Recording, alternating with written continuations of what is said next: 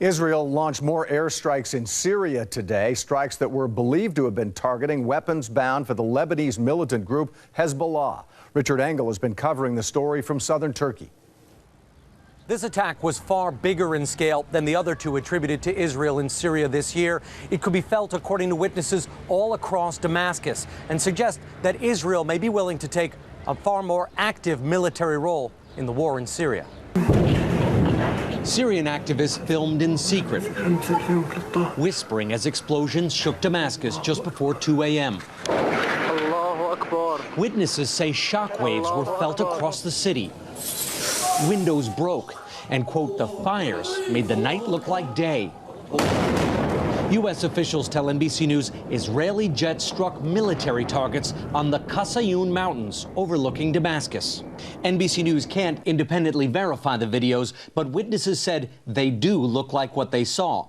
Witnesses also heard multiple fighter jets flying low, apparently trying to evade radar. Rebels in Damascus said the jet struck at least 9 locations in close proximity, including the Jamriah Research Center, the Syrian Revolutionary Guard, the elite 4th Division, and a weapons depot. Another attack in January, also attributed to Israel, targeted the same Jamriah Research Center, which rebels claim is a military base jointly used by Syria, Iran, and the Lebanese militia group Hezbollah. Syrian state TV blames Sunday's pre-dawn raid on Israel and accused it of helping rebels. Syria maintains that the uprising is led by Islamic extremists and an alliance of the United States, Israel, and the Gulf states. And for now, there is an odd convergence with Israel and groups that claim loyalty to al-Qaeda, fighting against a common enemy.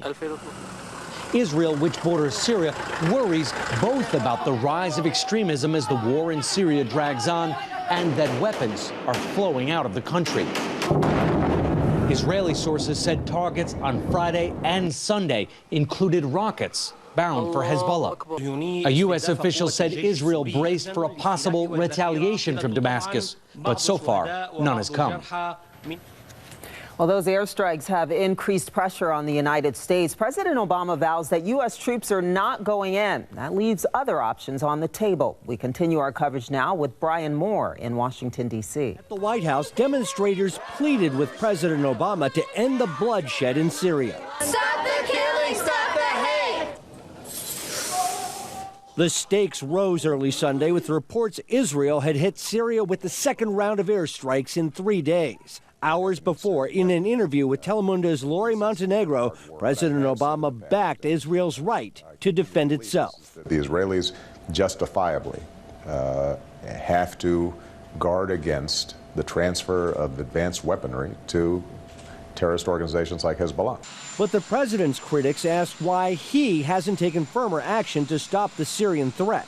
The President of the United States said there was clear red lines. Those red lines, in the view of most, have been crossed. We are moving closer towards arming the reform-minded pro-Western rebels. This is something that should have been done many months ago. And in Washington, leaders in and out of uniform are asking not only how to help, but whom to help. Our problem in who to supply is that some of these groups are strong Islamists, al-Qaeda and others. My concern is that by arming the rebels, we could be strengthening al-Qaeda. From Syria to Washington, lingering threats that hit uncomfortably close to home. Israel's successful airstrikes seem to show that Syria's air defenses are vulnerable. In Washington, I'm Brian Moore, King 5 News.